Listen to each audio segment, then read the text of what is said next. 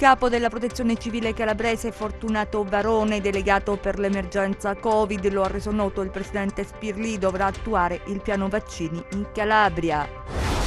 La Calabria è assai indietro nella percentuale dei vaccini per gli over 80, solo 0,9% ha ricevuto la doppia dose, in Italia è al 2,9%.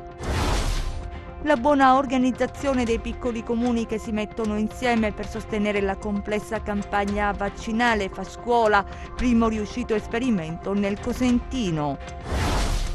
Il laboratorio di genetica medica dell'Unical ha gli strumenti tecnologici per effettuare il sequenziamento del genoma del virus, ma serve l'accreditamento.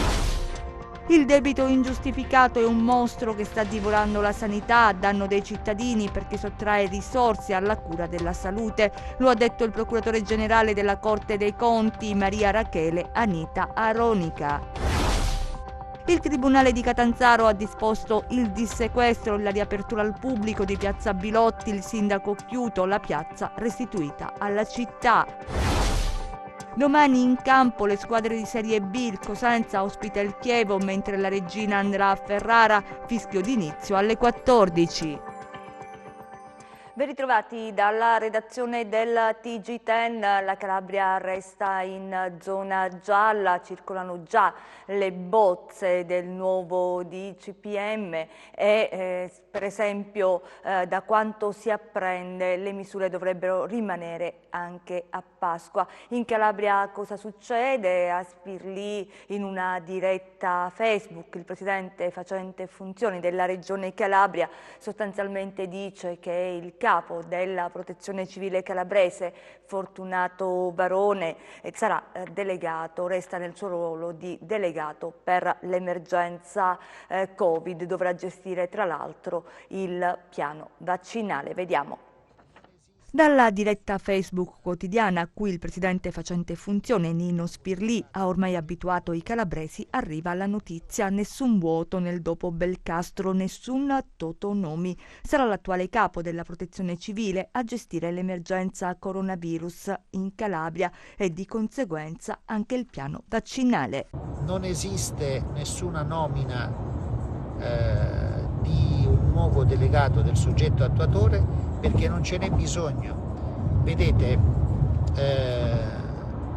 in qualità di soggetto attuatore, presidente della regione, presidente della giunta regionale, ho già un delegato che è l'attuale direttore generale della Protezione Civile, il dottor Varone, che già agisce da delegato del soggetto attuatore, continuerà a farlo e quindi non c'è alcuna necessità di nominarne un altro, mentre così come previsto sarà rinnovata l'unità di crisi alla quale parteciperà, oltre al presidente della regione, il commissario ad acta, il dottor Varone in qualità di delegato del soggetto attuatore e altre due figure che sto scegliendo in questi giorni, in queste ore, e che saranno comunicate quanto prima. E parliamo di vaccini. Nella nostra regione si è quasi all'anno zero perché è molto bassa la percentuale degli over 80 che ha ricevuto la doppia dose di vaccino, una percentuale che è molto lontana da quella che si registra nel resto del paese. Intanto oggi nel pomeriggio cominciate a Cosenza le vaccinazioni, sempre per gli ultra 80 sono stati vaccinati i primi 45, ma vediamo questo servizio curato da Gianluca Pasqua. Superata quota 90.000 vaccini inoculati in Calabria, la percentuale rispetto alle dosi consegnate, oltre 150.000, è inferiore al 60% e relega la regione all'ultimo posto. La fase 2 è evidentemente ancora in rodaggio, lo dimostrano i dati pubblicati dalla Fondazione Gimbe, che calcola la percentuale di popolazione che ha completato il ciclo vaccinale all'1,78% contro una media nazionale del 2,25%. Ma il dato peggiore riguarda in particolare la vaccinazione degli over 80. In questa fascia di età, tra le più sensibili, in Calabria ha completato il ciclo vaccinale lo 0,9% della popolazione, contro la media nazionale del 2,9%.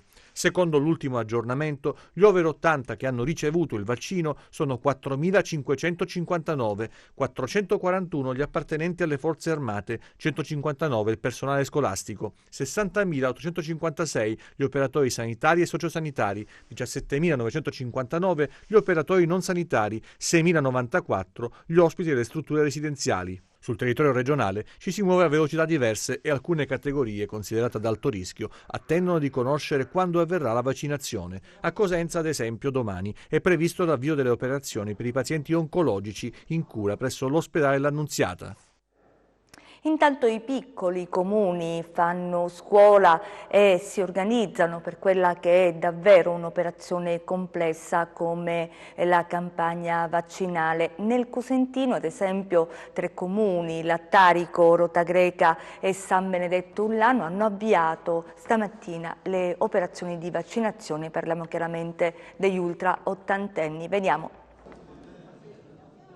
Distanziati gli uni dagli altri, intenti a raccontarsi aneddoti del passato, felici e spensierati, e questo lo stato d'animo dei 240 ultraottantenni che stamattina al campus della terza età a Lattarico hanno ricevuto la prima dose del vaccino anti-Covid. Gli anziani chiamati alla somministrazione sono tutti residenti nei comuni di Lattarico, Rotagreca, San Benedetto Ullano e San Martino di Finita. Tutto questo nasce dalla sinergia dei primi cittadini che, unendosi insieme con le associazioni di volontariato, la protezione civile e i medici di base, hanno dato il via alla vaccinazione di massa. Noi dobbiamo avere le persone vaccinate il più possibile. Si comincia da questi soggetti più anziani, poi si continuerà con i fragili. Naturalmente era necessario allestire una struttura che contenesse un certo numero di persone e facessimo tutte queste operazioni in piena sicurezza, perché qui oggi ci sono 10 medici, ci sono 5 medici di base e medici dell'azienda sanitaria,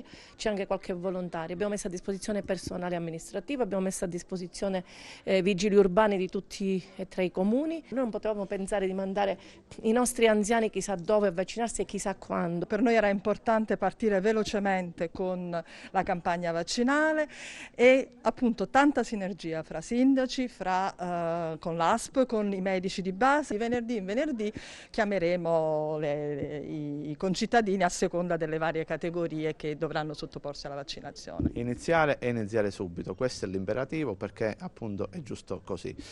I dati sono alla luce, diciamo, sono sotto gli occhi di tutti, quindi non possiamo prendere sotto gamba questo fenomeno ed è giusto attenzionarlo e monitorarlo, diciamo, H24. A coordinare le attività il responsabile, il dottor Roberto Leonetti. Abbiamo organizzato con i medici di base e i loro studi privati, quindi con le segretarie, più i comuni interessati, abbiamo fatto una sorta di prenotazione scaglionata nella mattinata e quindi poi abbiamo reclutato tutte le persone che dovevano essere vaccinate in questa mattinata. Viene somministrato il vaccino in queste sale dove ci sono i colleghi, poi aspettano un 15 minuti nella sala di riposo e poi dopo che le cose vanno a posto andranno tutti quanti a casa tranquillamente, perché ripeto, è un vaccino sicuro e tranquillo. Tra qualche giorno conosceremo gli esiti dello screening sulle varianti effettuato dall'Istituto Superiore di Sanità. È il dato che riguarda la Calabria sull'incidenza delle mutazioni nella nostra regione. Anche nei laboratori calabresi si potrebbe sequenziare il genoma del virus, ma servono accreditamenti e risorse. Noi siamo andati all'Università della Calabria, l'UNICAL, nel laboratorio di genetica medica. Vediamo. Che il virus SARS-CoV-2 fosse soggetto a mutazioni l'abbiamo appreso già nelle prime fasi della pandemia, quando i virologi ci hanno spiegato cos'è un virus ad RNA. A distanza di un anno dalla comparsa del Covid-19 sullo scenario internazionale, le varianti rappresentano un'incognita che mette alla prova tutto quello che è stato fatto finora per contrastare l'avanzata del virus. Non si parte da zero, ma è fondamentale conoscere le mutazioni, la loro incidenza nel contagio e l'impatto su terapie, vaccini e ospedalizzazione. La Calabria ha partecipato allo screening dell'Istituto Superiore di Sanità, inviando alcuni campioni di tamponi positivi provenienti dal territorio regionale. Nei prossimi giorni si saprà quante di queste positività sono ascrivibili alle varianti e a quali varianti, ma anche in Calabria si potrebbe sequenziare il genoma del virus per monitorare il territorio, ad esempio nel laboratorio di genetica medica dell'Unical. Abbiamo le piattaforme necessarie per fare il sequenziamento, sia Sanger, cioè di piccole porzioni della spike, del gene spike, del virus, sia dell'intero genoma virale. Però non siamo coinvolti. Potremmo fare circa 10 campioni a settimana, ma in realtà con il genoma virale, utilizzando quindi la Next Generation, si possono caricare parecchi campioni, quindi 40 campioni, 50. In Calabria esistono diverse realtà che hanno queste strumentazioni, Germanetto, Pugliese Ciaccio, altre, e quindi potenzialmente la Calabria è già pronta per fare sequenziamento, per trovare nuove varianti e per eventualmente quindi modificare il vaccino e affrontare queste nuove varianti, quindi dare una risposta sicura alla protezione per gli individui. Dalla variante inglese a quella brasiliana, dalla sudafricana alla giapponese, ma non è escluso che se ne trovino altre proprio in Calabria. Ecco perché sarebbe importante estendere lo studio del genoma e coinvolgere un numero più cospicuo di laboratori. Servono risorse per implementare le strumentazioni e il personale. Noi siamo in realtà adeguati, e che ci deve essere un coordinamento a livello centrale, a livello a parte nazionale ma anche regionale, individuare effettivamente quali sono i laboratori che possono farlo. Le potenzialità ci sono. Queste sono le strumentazioni di base. Dipende poi dalla mole del lavoro. Si spera che vada scemando, quindi in pratica si possa quindi affrontare l'emergenza, che ormai non è più un'emergenza perché si è cronicizzata, comunque in maniera adeguata. Adesso i numeri del bollettino di oggi, tornano a salire i contagi, oggi se ne contano 241, 3 le vittime, vediamo. Nelle ultime 24 ore sono stati effettuati 2.680 tamponi in Calabria, i nuovi positivi sono 241, in particolare 58 a Cosenza, 20 a Catanzaro, 11 a Crotone, 41 a Vibo Valentia, 111 a Reggio Calabria. I ricoveri in regione sono 189, 19 in terapia intensiva, 3 i decessi. Cattivo uso dei fondi pubblici e debito ingiustificato, cartellino rosso per la Calabria, lo ha affermato il procuratore generale della Corte dei Conti della Calabria, Maria Rachele Anita Aronica, che nella relazione letta in occasione dell'inaugurazione dell'anno giudiziario 2021. Vediamo.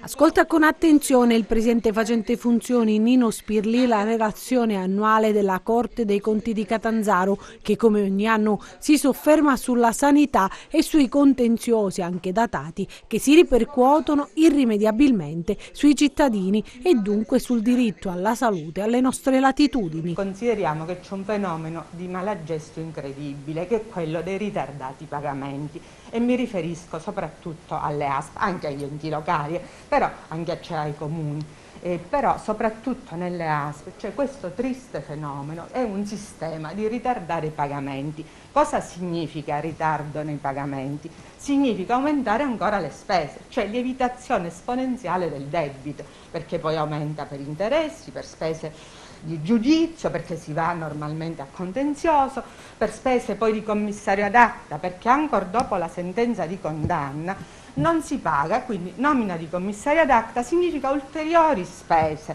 e quindi aumento esponenziale del credito. A questo fenomeno poi è collegata la crisi di liquidità, si arriva all'anticipazione di tesoreria, che sostanzialmente è un altro nella sostanza, a breve ma un altro termine di debito, e quindi anche là interessi, spese per commissioni al tesoriere, aumento sempre esponenziale del debito. Lo conferma anche prima di entrare in aula il procuratore generale della Corte dei Conti, che parla di un fenomeno assai diffuso nella nostra regione. 3.525 solo nel 2020 le denunce raccolte dalla Corte dei Conti, e poi il procuratore interviene anche sui doppi e tripli pagamenti emersi soprattutto nell'ASP di Reggio, ma non solo. Un sistema assai diffuso, sottolinea, acuito dal periodo di pandemia. Per questo periodo emergenziale risponderanno solo per dolo, quindi certo questo è un po'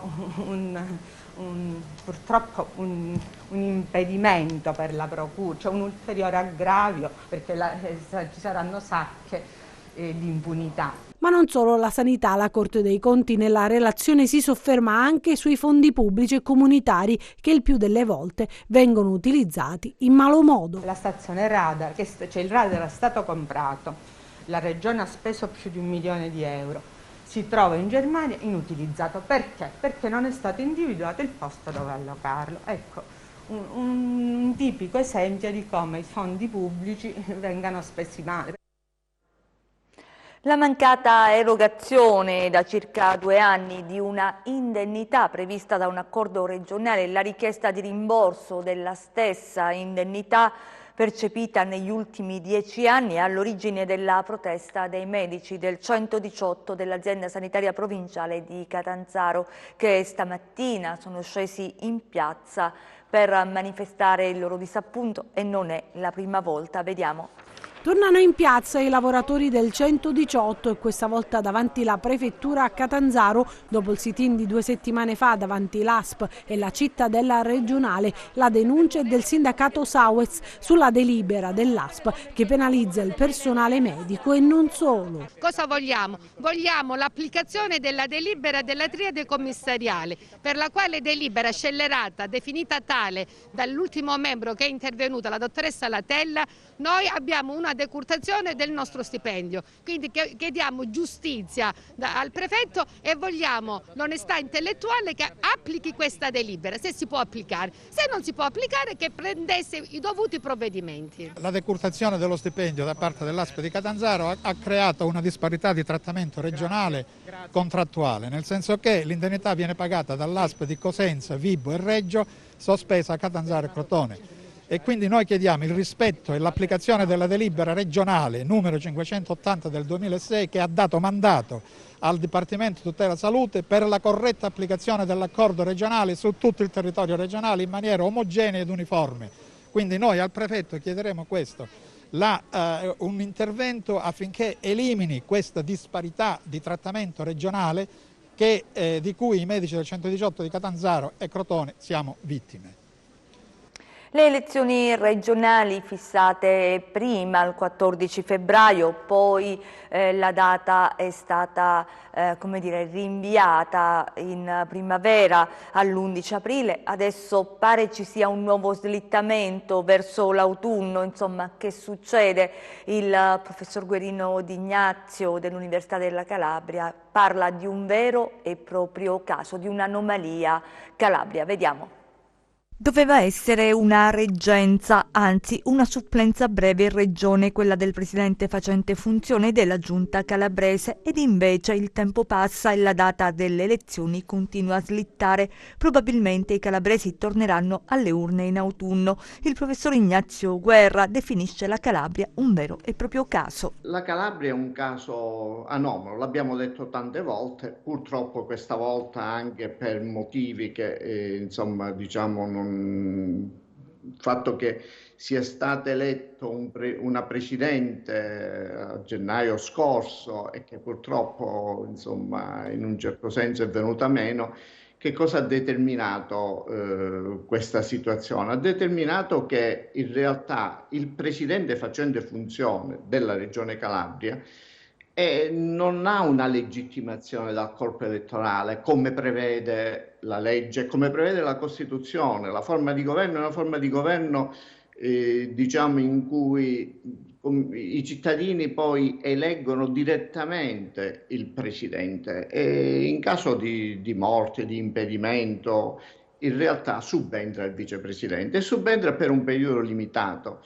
E adesso questo periodo non lo è più limitato, nel senso che sta durando da tanto tempo. In realtà addirittura si pensa di rinviarle insomma, dopo l'estate, e quindi sarebbe veramente un periodo lunghissimo.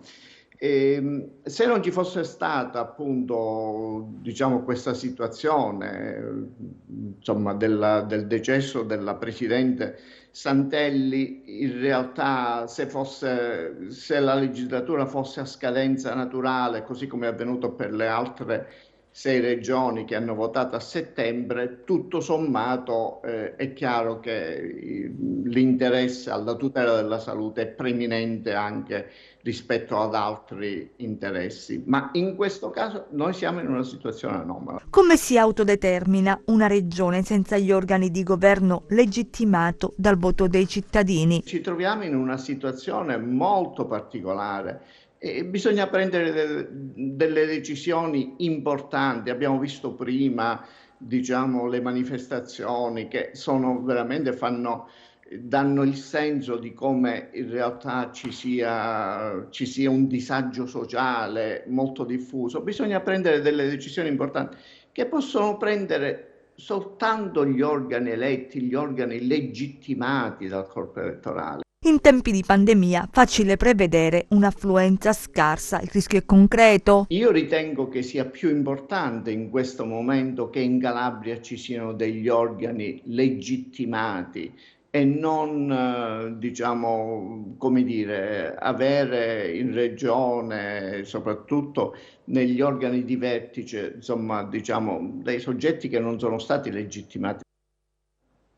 A Cosenza adesso, perché il Tribunale di Catanzaro ha disposto il dissequestro e la riapertura di Piazza Bilotti, il sindaco Chiuto dice la piazza restituita alla città. Vediamo. Eccolo il carteggio tra gli avvocati del comune di Cosenza e il Tribunale di Catanzaro, le richieste del municipio e in ultima pagina scritta a mano l'autorizzazione con la data di oggi. È ufficiale, riapre al pubblico Piazza Bilotti, i giudici ne hanno disposto il dissequestro. La consegna degli spazi avverrà nei prossimi giorni e secondo quanto si apprende la Polizia Municipale ha contattato la Guardia di Finanza per procedervi insieme. Il sindaco Chiuto dice ci è voluto un po' di tempo per verificare la sicurezza, ma adesso Piazza Bilotti può riaprire ed essere restituita alla città. Il primo cittadino ricorda infine che tutte le funzioni della piazza e dei piani interrati, ad eccezione del museo, potranno essere riattivati. Sulle aree museali sono in corso ulteriori e più approfondite indagini sulle travi metalliche. La cronaca ci porta a Reggio, ci sono nuovi particolari e quanto emerge dall'inchiesta che ieri ha portato all'arresto di 5 persone per estorsione e poi ci sono anche aree grigie sugli appalti pubblici. Vediamo. Siamo una famiglia potente, così Paolo Rosario De Stefano, capo dell'omonimo clan, si rivolgeva a Francesco Siclari, l'imprenditore reggino che aveva ottenuto una considerevole fetta dell'appalto per il rifacimento di Corso Garibaldi a Reggio Calabria, alla via dello Struscio e dei negozi. Siclari era vessato dai De Stefano, tanto che per la commessa ottenuta doveva versare insieme a lui un altro imprenditore di un'altra provincia calabrese una imponente tangente. Questo e altro è venuto fuori ieri quando all'alba la squadra mobile della Polizia di Stato ha arrestato 5 persone, tutte contigue o organiche alla cosca De Stefano. Tra le cose che vengono fuori dall'importantissima indagine c'è proprio l'incontro tra Siclari e il capo cosca, nel corso del quale Paolo Rosario De Stefano dice siamo potenti e garantisce all'imprenditore protezione da Melito Portosalvo a Gioia Tauro. Praticamente parte della costa ionica e quasi tutta la costa tirrenica della città metropolitana. Ma perché si arriva a questo incontro di certo non richiesto da Siclari, che stanco di subire pressioni denuncerà tutto alla polizia? La risposta è semplice: furono i sodali di De Stefano, arrestati anche loro ieri, a portarlo personalmente davanti al leader, perché Siclari era restio a pagare le mazzette. L'incontro avviene dunque, le parole del boss furono improntate a rassicurare, ma sotto sotto anche a minacciare. Siclari, esausto proprio da quel confronto, deciderà una cosa importante, cioè di bussare alla porta della questura. Siamo allo sport. Cosenza e Reggina domani in campo alle 14 per la sesta giornata di ritorno di Serie B. I Lupi ospitano il Chievo, gli Amaranto in trasferta contro la Spal. Vediamo. Serve un successo in casa, lo dice a gran voce il tecnico Chiuzzi in conferenza stampa. La sfida di domani con il Chievo è un crocevia importante per i rossoblù, che vogliono assolutamente riempire la casella delle vittorie al Marulla e allontanare la zona play-out. Gli ospiti hanno qualche problema di formazione, in dubbio l'utilizzo di Renzetti e Garritano per dei lievi problemi fisici. Aietti non avrà a disposizione nemmeno il difensore Gigliotti, squalificato, che salterà le prossime 2 gare, ma al di là degli avversari serve un'inversione di tendenza. La cosa fondamentale è la vittoria, o 4-3-1-2, o 3-4-1-2, o 3-4-3, la vittoria è quello che a noi serve a tutti, serve all'ambiente, per rasserenare l'ambiente, perché lo capisco che ci sono le ansie e solo le vittorie possono portare serenità a questa grande famiglia, perché è un qualcosa che noi Cosenza, la famiglia Cosenza merita. Ma sì, devi accelerare, devi sprintare, non solo in campo singolarmente, ma proprio come squadra. Quindi i ragazzi sanno che ci deve essere questo cambio di rotta, lo sanno, sono consapevoli di questo, lo sono io, sto cercando proprio di trasferire questo in queste settimane. 6 risultati utili consecutivi per la Reggina, che afferrà la spera nel colpaccio per avvicinarsi alla zona play-off. Mister Baroni frena gli entusiasmi e predica calma e concentrazione, e alla vigilia della trasferta in conferenza stampa ha parlato delle condizioni della squadra in vista della sfida di domani. Sono dei dati chiaramente positivi, però c'è da lavorare, anzi da incrementare il lavoro sulla base proprio di quello, anche dei risultati. Non bisogna assolutamente abbassare la guardia, anzi io credo che proprio nei momenti in cui il lavoro viene anche supportato dai risultati bisogna incrementare, bisogna stare sul pezzo, poi ora figuriamoci, un campionato complicato, un campionato difficile, abbiamo adesso 3 partite in 8 giorni, quindi le insidie sono dietro la porta, dietro l'angolo, e quindi dobbiamo assolutamente non fare un millimetro indietro, ma anzi casomai un passo in avanti dal punto di vista proprio della tenuta mentale, della voglia, della concentrazione, dell'attenzione. Sono queste le cose che dobbiamo alzare in questo momento. Come di consueto in coda al nostro TG le notizie dalla borsa.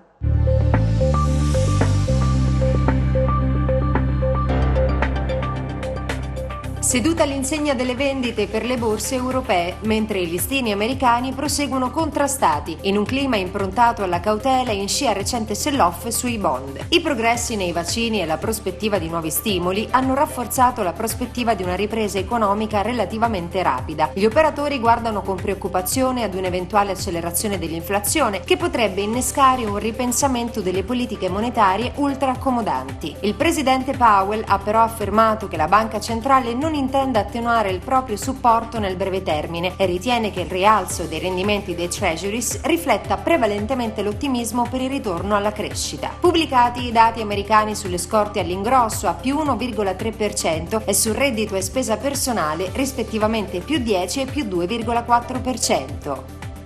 A Piazza Affari il FTSE MIB archivia gli scambi in calo dello 0,9%, negativo come il DAX di Francoforte a meno 0,7%, l'Ibex 35 di Madrid a meno 1,3%, il CAC 40 di Parigi a meno 1,4% e il FTSE 100 di Londra a meno 2,5%. Oltreoceano rimbalza il Nasdaq a più 1,4%, scambia in lieve rialzo l'S&P 500 a più 0,4%, mentre arretra il Dow Jones a meno 0,6%. I tecnologici recuperano terreno dopo le forti vendite della seduta precedente, acuite dalla rotazione settoriale verso i titoli con maggiori prospettive di recupero a discapito di quelli che hanno trainato il rally dopo lo scoppio iniziale della pandemia.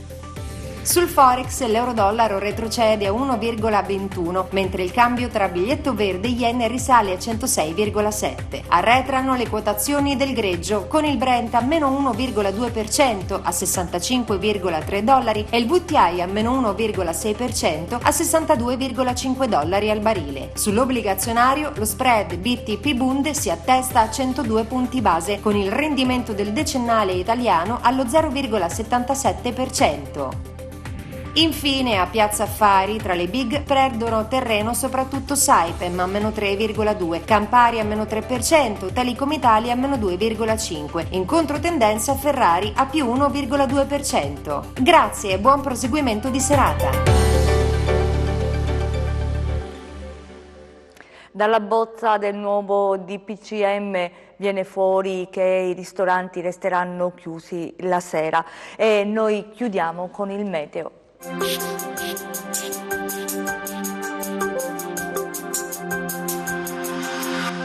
Ben ritrovati da Meteo in Calabria. Prosegue il dominio anticiclonico sul nostro paese che garantisce condizioni di bel tempo diffuso. Domani soleggiato su tutto il territorio eccetto possibili addensamenti di nubi basse sulle coste tirreniche, temperature stazionarie sopra la media del periodo. Domani mari ancora calmi per brezze deboli. Per essere sempre aggiornati sull'evoluzione delle condizioni meteo vi rimando, oltre al nostro sito www.meteoincalabria.com, anche alla nostra pagina Facebook Meteo in Calabria.